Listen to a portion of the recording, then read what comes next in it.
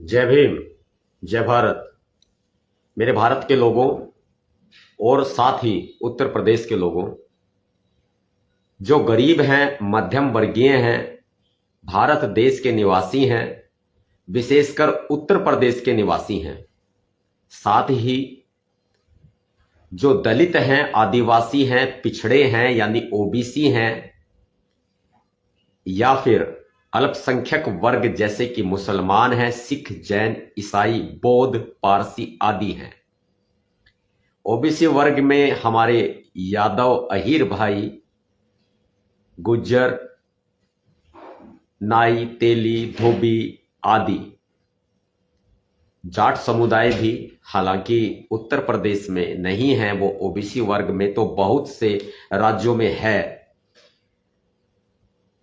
और हरियाणा में विशेष तौर पर मांग चल रही है। राजस्थान में उनका संघर्ष जो है वो गुजरे जमाने में काबिले तारीफ रहा है। फिर भी जाटों को अपना पर्याप्त प्रतिनिधित्व नहीं मिल पाया है। ठीक ऐसे ही जो उनकी लड़ाई है ना, उससे कहीं ज्यादा बढ़ के ये अनुसूचित जाति, जनजाति, ओबीसी वर्ग की लड़ाई है, अल्पसंख्यकों की लड़ाई है।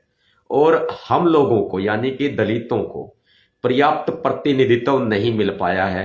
बेशक से हमें ये आरक्षण देने का एक षड्यंत्र के तहत कहते हैं कि आरक्षण हम लोग खा रहे हैं, ऐसे बोलते हैं, हमें लगातार ताने मिलते हैं। तो मैं आपको बता दूं, इस बात को लेकर बताता भी रहा हूं, पुनः कह देता हूं कि आरक्षण कोई भीख नहीं है, ये आरक्षण पूना पैक्ट का वादा है। और बेशक से इन्होंने कागजी तौर पर, संवैधानिक तौर पर हमें आरक्षण दिया हुआ है, लेकिन जमीनी हकीकत इसके बिल्कुल विपरीत है। जमीनी हकीकत में आज तक भी अनुसूचित जाति, जनजाति को पर्याप्त प्रतिनिधित्व नहीं मिल पाया है। सुप्रीम कोर्ट में हमारे जज नहीं हैं, हाई कोर्टों में हमारे जज नहीं हैं, तमाम सरकारी विभागों में हमारे कोई भी ऑफिसर, अधिकारी, एम्प्लॉय वर्ग नहीं है। और लाखों नियुक्तियां ये कहकर खाली पड़ी हुई हैं कि यहां पर कोई भी सुटेबल पर्सन नहीं मिला है, यानी कि इस नियुक्ति, जिस पद पर नियुक्ति कराई जा रही है, इस पद के लिए कोई भी सुटेबल व्यक्ति अवेलेबल नहीं है। और जबकि बहुजन समाज में प्रतिभाओं की कोई कमी नहीं है, प्रतिभाएं भरी पड़ी हैं, उसके बावजूद ये नो सुटेबल का टैग लगा देते हैं। ये बड़े सोचने का विषय है, जिसको हम बैकलॉग बोलते हैं कि बैकलॉग के पद जो है वो सारे खाली पड़े हुए हैं। इस तरफ माननीय सर्वोच्च न्यायालय ध्यान नहीं दे रहा है। क्यों नहीं दे रहा है?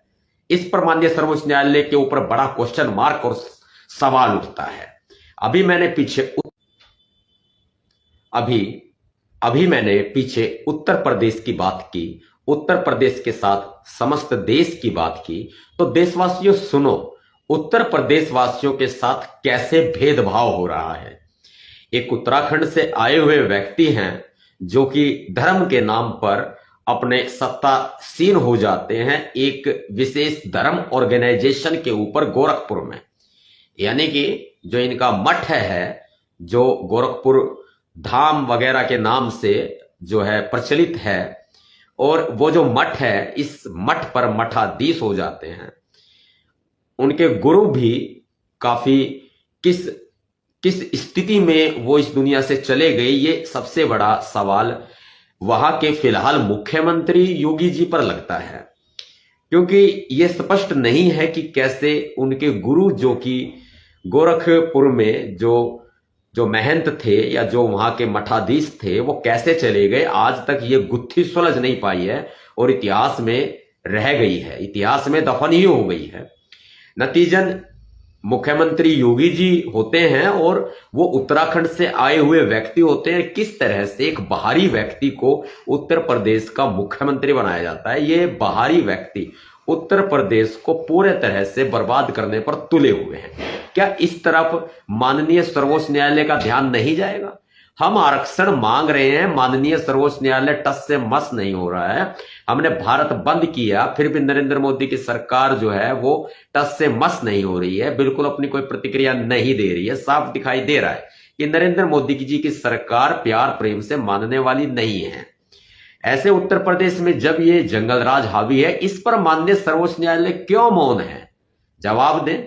अभी तो हमने भारत बंद करके दिखाया है, जब दिल्ली की तैयारी करेंगे तो समझिए दिल्ली पूरी नीली, दिल्ली पूरी चक्का जाम भी होगी। और ये देख लीजिए क्या लिखा हुआ भैया सारे भाइयों को, क्योंकि ये फ्रंट कैमरे से मैं लाइव कर रहा हूं तो सीधी सी बात है उल्टा नजर आ रहा होगा, और सीधा आप इसको पढ़ के खुद ही बताएं, कमेंट बॉक्स में बताएं कि क्या लिखा हुआ है, कमेंट बॉक्स में बताएं क्या लिखा हुआ है। तो ये तैयारी अब हमारी पूरी है, हम पूरे तरह से तैयारी किए हुए। मैंने पूरे समाज से ये मैंने आह्वान किया है कि दिल्ली चलो, और मुझे तारीख के बारे में समाज के लोग ही कमेंट करके बताएंगे। उत्तर प्रदेश के अंदर देशवासियों देख लो, आप देश के लोगों देख लो आप कि उत्तर प्रदेश में कोई भी व्यक्ति या छोटा सा कोई क्राइम करता है, और यदि नहीं भी करता है तो नहीं करने का मतलब उसके ऊपर जबरन झूठी धाराएं उत्तर प्रदेश की पुलिस योगी आदित्यनाथ जी के कहने पर लिखती है। कोई मुख्यमंत्री के बिना कहे, एक बात बताओ, कोई ऐसा काम हो जाएगा? और गलती से एक आधी बार हो भी जाएगा तो फिर लगातार नहीं होगा, बार बार नहीं होगा। आप अपने पापा जी से डरते हैं नहीं डरते हैं? आप ये बताओ, घर में परिवार में बड़ा है कोई, उनसे डरते हो नहीं डरते हो? आप कोई गलत काम करोगे छिप कर करोगे, और आज निकल तो पकड़े जाओगे। और जब आपके पिताजी आपको कहेंगे कि आप इस काम को करो, चाहे वो गलत हो चाहे सही हो, तो फिर आप तो निडर होकर करोगे। ऐसे उत्तर प्रदेश की पुलिस अपने पिताजी योगी जी के कहने पर गलत काम करती है, जबरदस्ती देसी कट्टे हथियार लोगों की गाड़ी में, उनके बैग में, उनकी जेब में डाल दिए जाते हैं। कई जगह तो वो दिखावे के तौर पर एक पूरी फिल्म फिल्माते हैं और उनको पकड़ लेते हैं और पूरी वीडियोग्राफी करते हैं। कई जगह उनकी जेबों में कट्टा डाल दिया जाता है और उनको चलाते हैं पैदल पैदल, और पीछे से जाके वीडियो बना के पकड़ते हैं। जबकि वो व्यक्ति इतना डरा सहमा हुआ होता है, उनको भरोसे में दिया जाता है कि हम तुम्हारी जेब में कट्टा डाल रहे हैं और तुम लोग तो तुम्हें बचा देंगे वगैरह वगैरह करके। ये इतना गंदा माहौल उत्तर प्रदेश की पुलिस का बना पड़ा हुआ है। उत्तर प्रदेश की पुलिस योगी आदित्यनाथ जी अपने पापा जी के कहने पर वो जिस तरह से गरीब लोगों के घरों पर बुलडोजर चला रही है, दलित लोगों के घरों पर बुलडोजर चला रही है, मुसलमानों के घरों पर बुलडोजर चला रही है, बौद्धों के घरों पर बुलडोजर चला रही है, जहां कुछ थोड़ी थोड़ी अल्पसंख्यक संख्या में सिख जैन ईसाई है, उनके घरों पर भी बुलडोजर चलाए जा रहे हैं। धर्म परिवर्तन का अधिकार भारत का संविधान हमें देता है, लेकिन वो संवैधानिक तरीके से होता है, उसको गैर संवैधानिक बता करके उत्तर प्रदेश की योगी सरकार जबरदस्ती जबरन धर्मांतरण के केस में बहुत से लोगों को वो जेल में ठूंस देती है। तो इस तरफ क्या माननीय सर्वोच्च न्यायालय की आंखें नहीं खुलती हैं जो वो आरक्षण के ऊपर तीखा प्रहार कर रहे हैं? क्या यहां माननीय सर्वोच्च न्यायालय चुपचाप बैठे हुए हैं क्या? मैं क्या बताऊं, क्या उन्होंने सेटिंग कर रखी है क्या योगी आदित्यनाथ जी से? बताइए, मुख्यमंत्री महोदय से सेटिंग की हुई है क्या? ऐसे में हमारे पास रास्ता क्या बचता है भाई? हमारे पास रास्ता बचता है दिल्ली चलो, सिर्फ और सिर्फ दिल्ली चलो। और ये इतना ही नहीं, योगी आदित्यनाथ जी की सरकार इतनी क्रूर हो चुकी है, इतनी निर्दयी हो चुकी है, इतनी दरिंदगी कर रही है कि जो विधवा महिलाएं हैं, विधवा महिलाओं को जबरन अपना शिकार बनाते हैं। ये बहुत सारे मामले सामने आ जाते हैं बलात्कार के, और थानों में बलात्कार के बहुत सारे मामले सामने नहीं आ पाते। विधवा औरतों को ये थाने में शिकार बनाते हैं। ये थाने नहीं रह गए हैं, ये अड्डा बन चुके हैं शोषण का। ये थाने नहीं है, योगी जी के राज में यूपी पुलिस के थाने शोषण का अड्डा बन चुके हैं। योगी जी के राज में उत्तर प्रदेश की पुलिस के थाने दलितों के प्रताड़ना का अड्डा बन चुके हैं, विधवा महिलाओं के साथ में रेप का अड्डा बन चुके हैं, बेसहारा गरीब महिलाओं के रेप का अड्डा बन चुके हैं। ऐसे में क्या माननीय सर्वोच्च न्यायालय की आंखें नहीं खुलेंगी? क्या उनके पास सबूत ले जाने पड़ेंगे, कागज के टुकड़े भर भर के, कि आप ये देखिए ये क्या हो रहा है? जबकि उत्तर प्रदेश की पुलिस इतनी शातिर है, अपने बाबा जी की तरह, जैसे उनके बाबा जी शातिर हैं, अपने ऊपर सारे मुकदमे खत्म करवा लेते हैं, तो ये उत्तर प्रदेश की पुलिस अपने बाबा जी की तरह शातिर है और सबूत नहीं छोड़ती है। बहुत सारी लोग जगह ये लोग वो फंस जाते हैं। अभी बहुत सारी घटनाएं ये भी सामने आती हैं कि अभी एक घटना और कानपुर से सामने आई है। देखिए, कानपुर के अंदर, कानपुर में दलित व्यक्ति झगड़ा हो गया उनका, थाने में गए रपट लिखवाने के लिए, थाने में गए रपट लिखवाने के लिए, हो गई बाद में दोनों जने गए कि जी हमारा समझौता हो गया है। तो वहां पर दरोगा थे, वहां पर दरोगा थे, पुलिसकर्मी थे, वो पी रहे थे दारू पी रहे थे, और दारू के नशे में उन्होंने उन लोगों को जाति सूचक शब्द बोले, उन लोगों को जूते में पेशाब पिलाया। ये छोटी घटना नहीं है जो मैं आपको बता रहा हूं, जूते में पेशाब पिलाया है, कानपुर में जूते में पेशाब पिलाया है दलित युवक को और मारा पीटा उनको, पिटाई करी उनकी। आप ये यहां क्या सुप्रीम कोर्ट की आंखें नहीं खुलेंगी? ये सुप्रीम कोर्ट महोदय, माननीय जस्टिस महोदय, ये दलित दलित करते हैं और आरक्षण का रोना रोते हैं, जो कि कई वर्षों से कोलिजियम के नाम पर आरक्षण को खा रहे हैं। उनके परिवार के लोग आरक्षण को खा रहे हैं और देश की कानून व्यवस्था और जो सरकारें पहले आई हैं और फिलहाल सरकार है, वो इस कोलिजियम यानी कि आरक्षण व्यवस्था को सिर के ऊपर ढो रहे हैं। क्या भैया वोट रखा है हमने उनको ढोना? बताओ, इस तरफ इलाज करो ना सबसे पहले। अगर आप इतना बड़ा न्याय करने के लिए न्यायाधीश जाने जाते हैं तो आप यहां न्याय करो ना, अपना खुद आरक्षण छोड़ो, उसके बाद बात करो।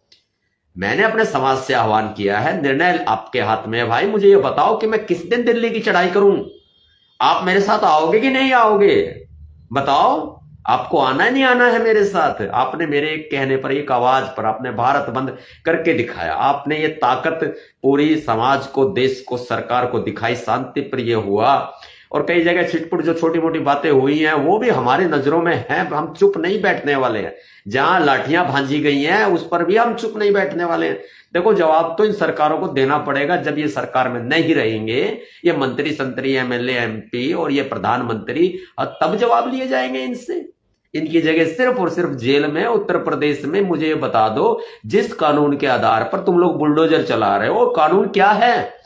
भारत के संविधान में ऐसा कोई प्रावधान ही नहीं है कि तुम किसी के घर पे बुलडोजर चला दो कि उस पर आरोप साबित हुआ ही नहीं है, उससे पहले आप बुलडोजर चलाने का अधिकार कौन आपको देता है? भारत का संविधान तो कदापि नहीं देता है। मैं आपको बता देता हूं क्लियर, भारत का संविधान कदापि यह अधिकार नहीं देता कि आप बुलडोजर चलाएंगे, नहीं देता है।